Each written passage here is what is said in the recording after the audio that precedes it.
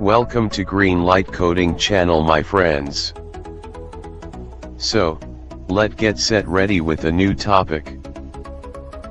This topic will cover a disco light creation using very usual batch commands. So enjoy the codes with lots of fun.